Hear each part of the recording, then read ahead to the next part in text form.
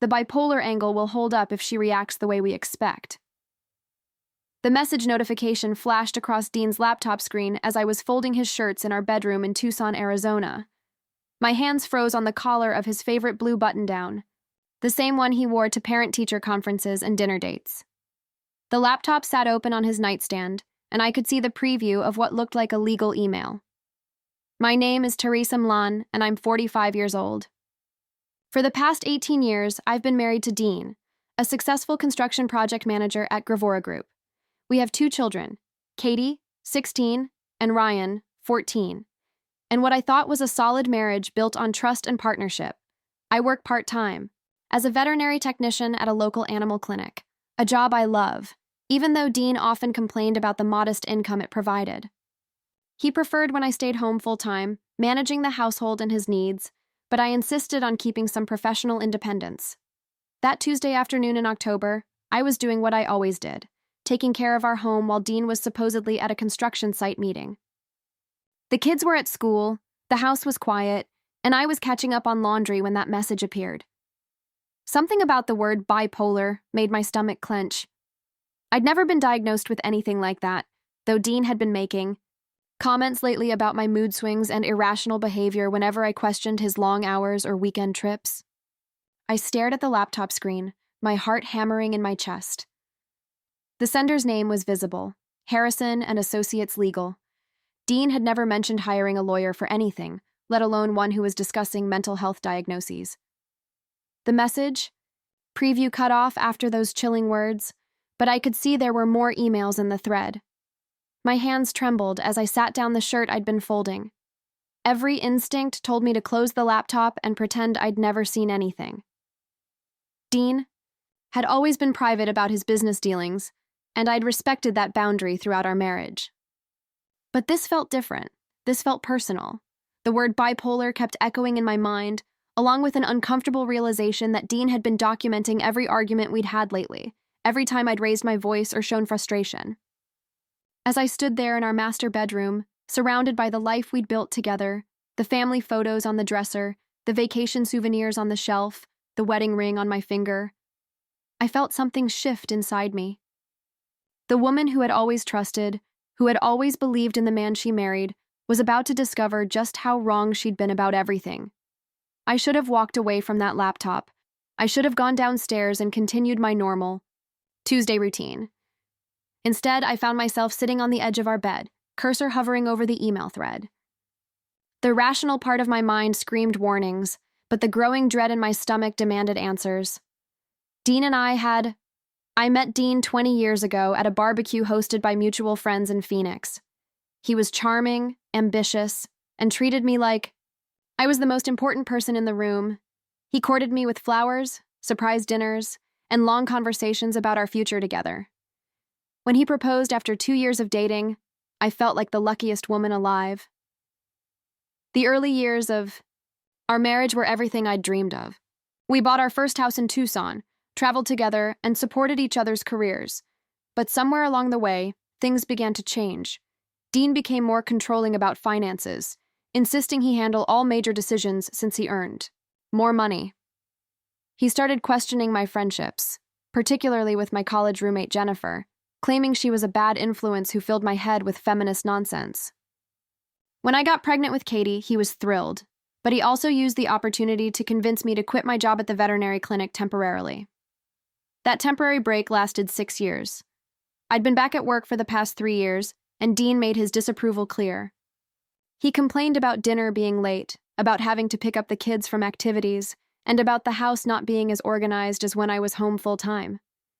He started making subtle comments about my emotional state, suggesting I was overwhelmed and not handling stress well. When I pointed out that I was managing just fine, he'd shake his head sadly and say things like, "You don't even realize how scattered you've become." The gaslighting was so gradual, so expertly done, that I almost believed him. I started second-guessing my reactions, wondering if I was being too sensitive or unreasonable.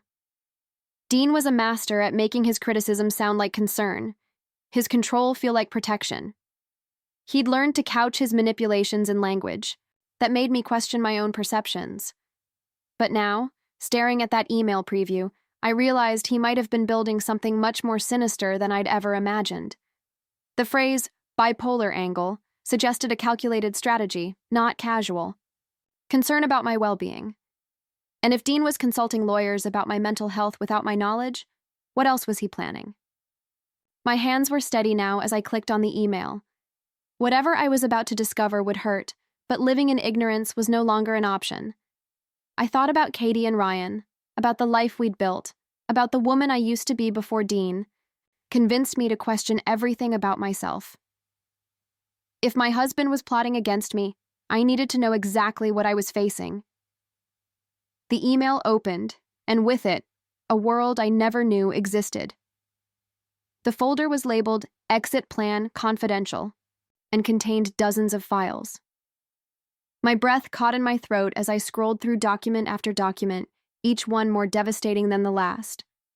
There were emails between Dean and his attorney, financial spreadsheets I'd never seen, and what appeared to be a detailed timeline for divorce proceedings. But it was the text messages. Sages that made my blood run cold. She's too stupid to hide money properly. Dean had written to someone named Harrison just 3 days earlier. This pathetic cow will be living in a trailer when I'm done.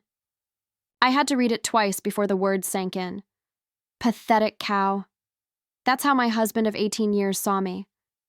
The man who said he loved me, who kissed me goodbye every morning, who sat across from me at dinner every night, thought of me as nothing, more than livestock to be discarded, but the cruelty was just the beginning.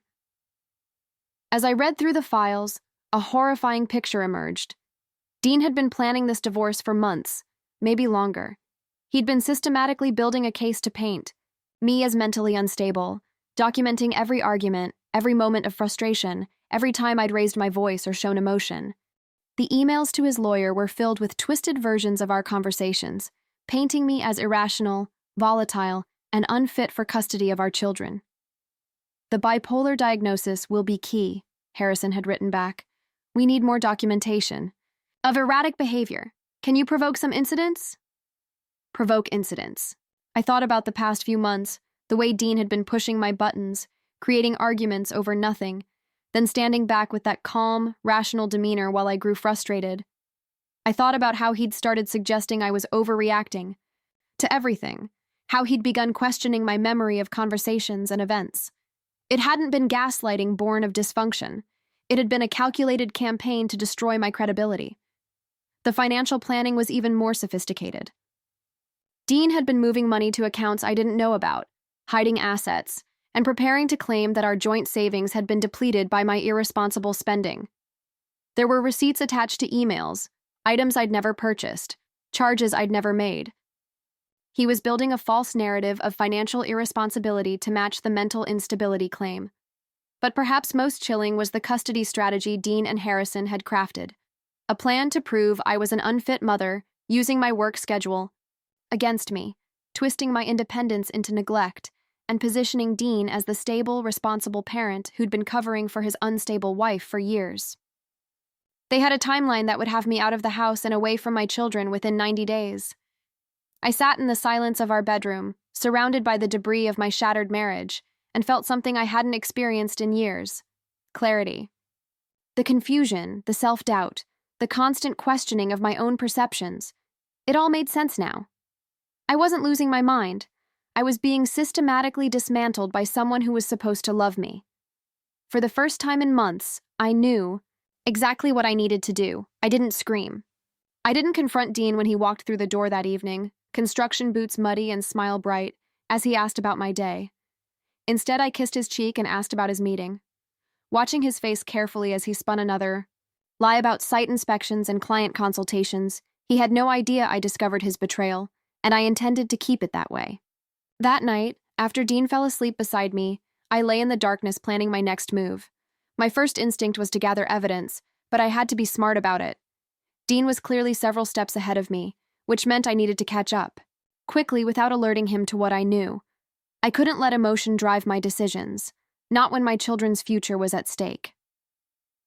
The next morning, I waited until Dean left for work and the kids were at school before returning to his laptop. This time, I came prepared with a flash drive and my phone.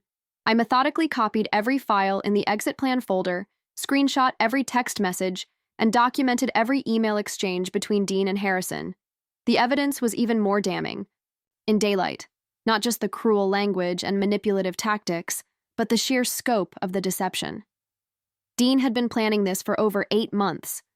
He'd been consulting with Harrison since February, building financial strategies and custody arguments while I was making Valentine's Day dinner and planning our anniversary trip.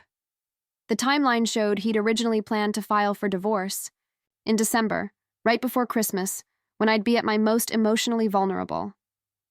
The calculated cruelty took my breath away. But as I read deeper into the files, I realized Dean's plan had a fatal flaw.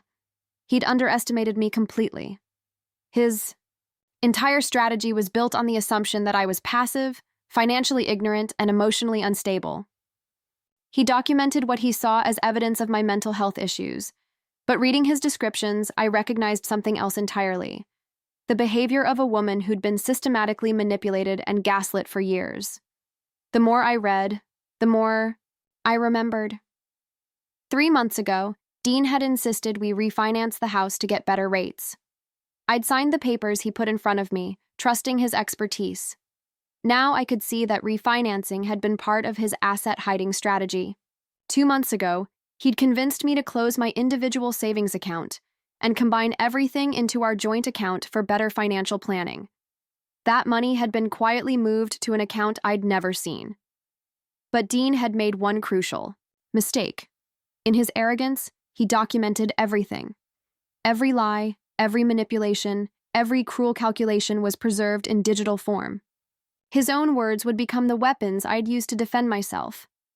I thought about calling Jennifer, my old college roommate, whom Dean had successfully isolated me from. I thought about calling my sister in California, whom I'd grown distant from, after Dean's subtle campaign against her. But first, I needed legal advice. I needed someone who could help me understand exactly what I was facing and how to fight back. I pulled out my phone and searched for divorce attorneys in Tucson, but then I stopped. Dean knew the legal community. He'd specifically chosen Harrison because of his reputation for aggressive divorce tactics. I needed someone Dean wouldn't expect, someone outside his network. That's when I remembered something from the files I'd read. Harrison had mentioned a female attorney in Phoenix who'd given him trouble in a previous case. He'd called her ruthless and impossible to intimidate. Her name was Victoria Summers, and according to Harrison's frustrated emails, she'd taken apart his client's case with surgical precision. I smiled for the first time in days. If Victoria Summers was giving Harrison nightmares, she was exactly who I needed on my side.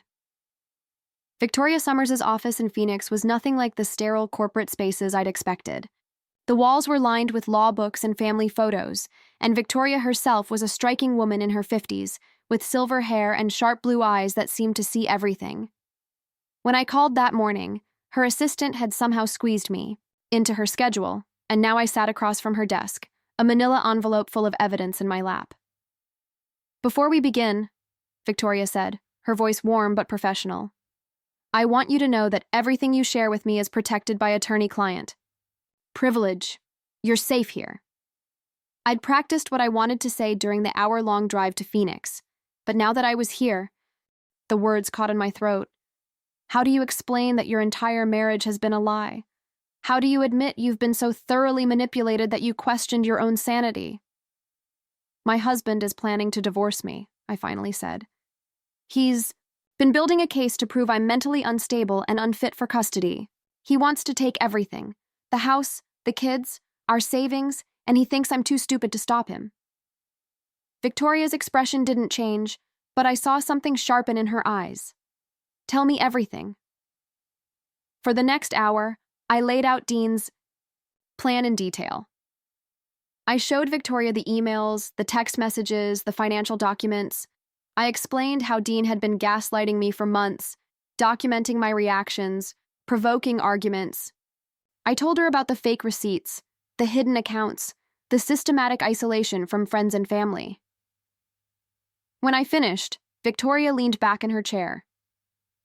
"This is one of the most comprehensive coercive control cases I've seen," she said quietly.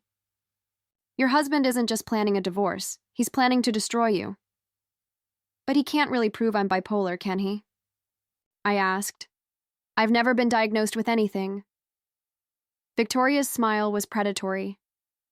Teresa, your husband just handed us his entire playbook. Not only can we defend against his accusations, we can go on the offensive. What he's doing is called litigation abuse, and it's grounds for sanctions.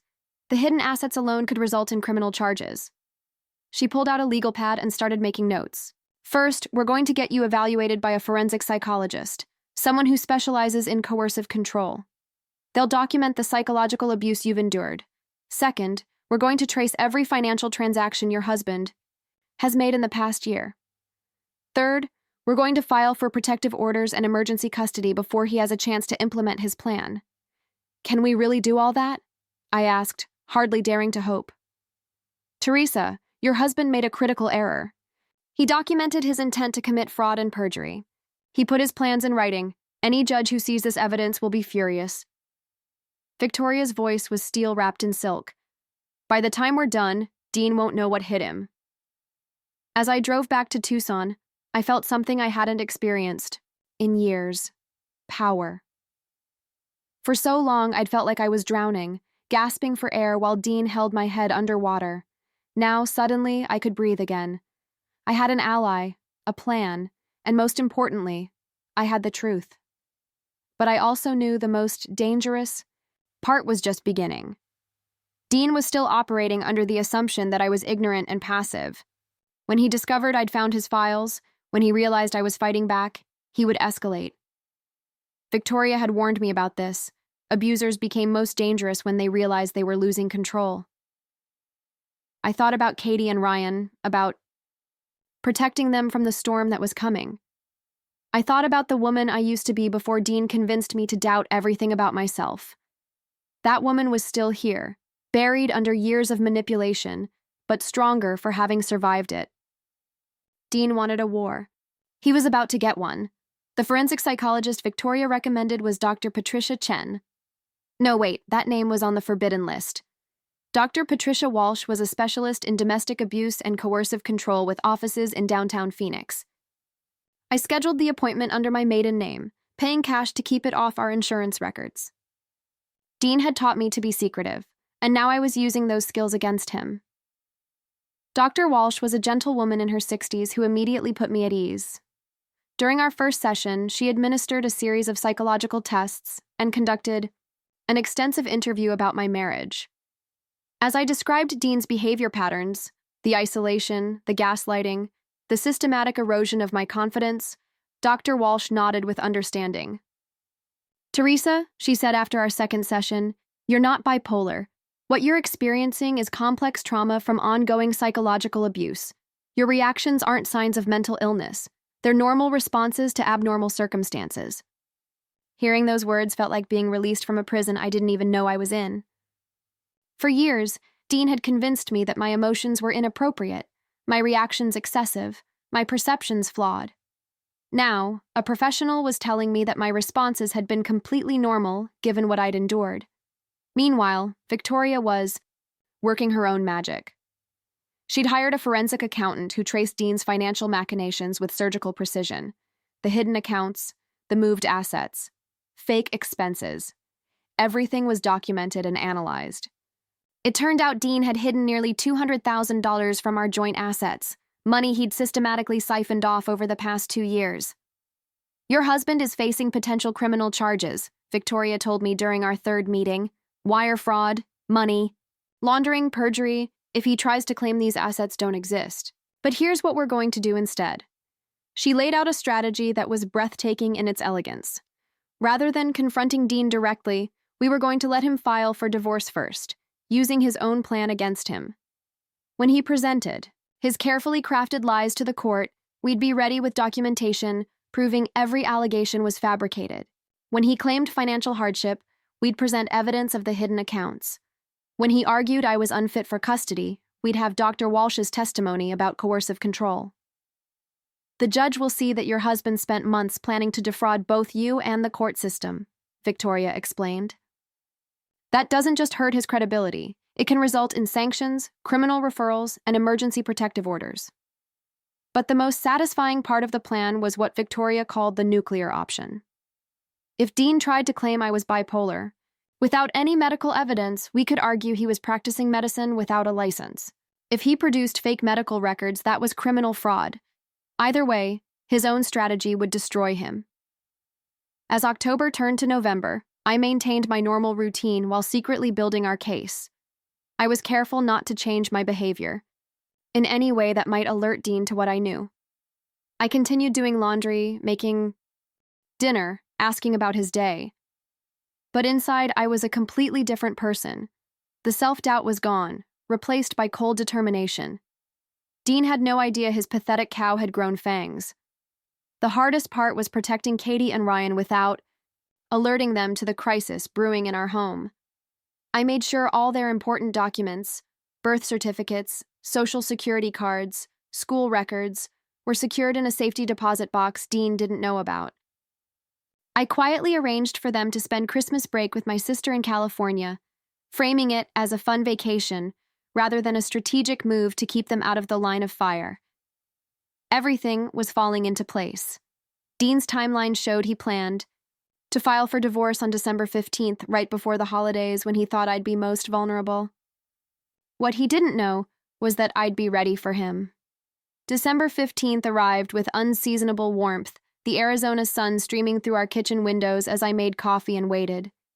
Dean had been unusually cheerful at breakfast, humming while he got ready for work, probably anticipating the bombshell he planned to drop later. He kissed my forehead before leaving, just like he had every morning for 18 years, and told me he'd be working late again. At 2 p.m., the process server arrived at my veterinary clinic. My coworkers looked concerned. As I signed for the papers, I just smiled and said it was probably something related to Dean's construction work. I waited until I was alone to open the envelope, though I already knew what I'd find. The divorce petition was everything Victoria had predicted. Dean was seeking full custody of Katie and Ryan based on my mental instability and erratic behavior.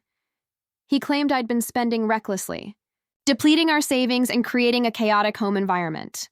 According to the document, he was requesting minimal spousal support due to limited financial resources and asking the court to consider my history of emotional outbursts when determining custody arrangements. Every allegation was exactly what we'd seen in his files. Every lie was perfectly crafted. Every manipulation was precisely what we'd prepared for. I called Victoria immediately. "He filed," I said simply. "Perfect," she replied. "How are you feeling?" "Honestly relieved. It's finally starting." That evening, Dean came home with flowers and his famous concerned husband expression. He sat me down in our living room, took my hands in his, and delivered the performance of his life. "Teresa, honey, I need to talk to you about something difficult. I think our marriage is in trouble, and I believe you might need professional help. Your behavior lately has been concerning, and I'm worried about the kids." He was so convincing, so earnest, that for a moment I almost doubted my own memories. Then I remembered the text about being a pathetic cow and felt nothing but disgust. "You're absolutely right," I said, watching confusion flicker across his face. "I think I do need help. In fact, I've already started getting it." The preliminary hearing was scheduled for January 8th. Dean walked into the Puma County Courthouse that morning with Harrison at his side, both men radiating confidence.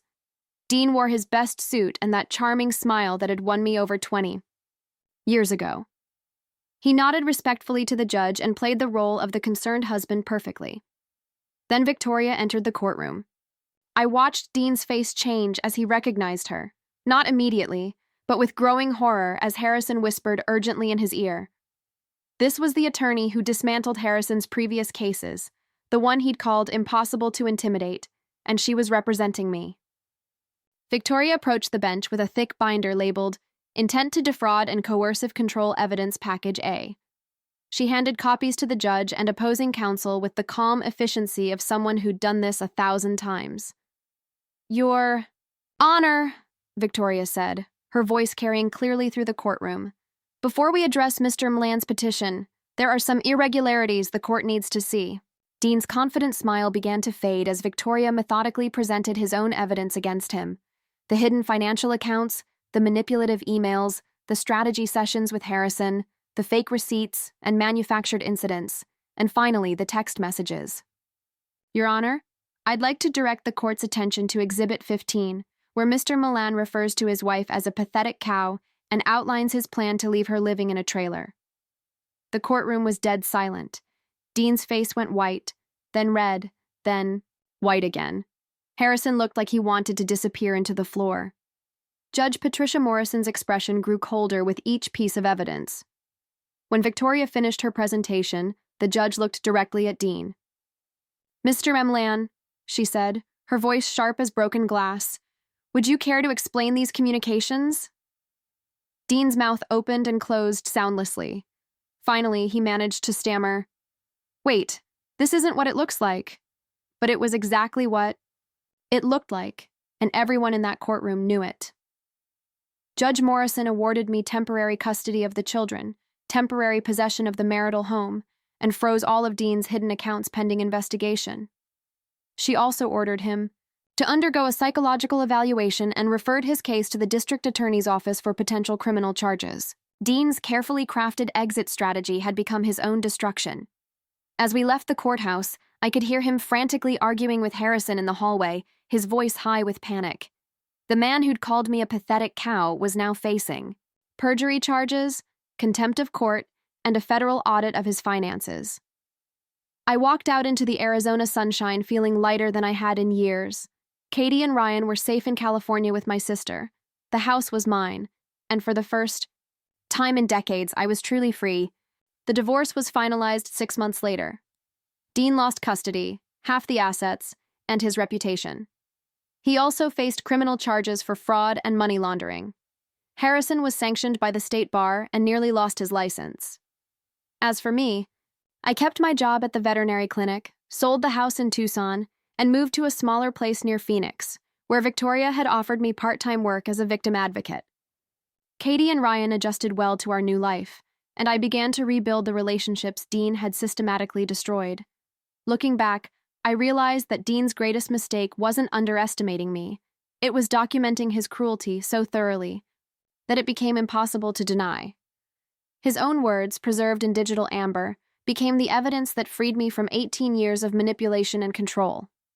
I often think about that Tuesday afternoon in October, when I first saw that laptop message. The woman who found those files was still trapped in Dean's web of lies. The woman who walked out of that courthouse 6 months later was someone entirely different, someone who remembered who she'd been before Dean convinced her to doubt everything about herself. The path to freedom had led through the darkest corners of betrayal, but it had taught me that sometimes the people who hurt us most are the ones who inadvertently give us the tools to save ourselves.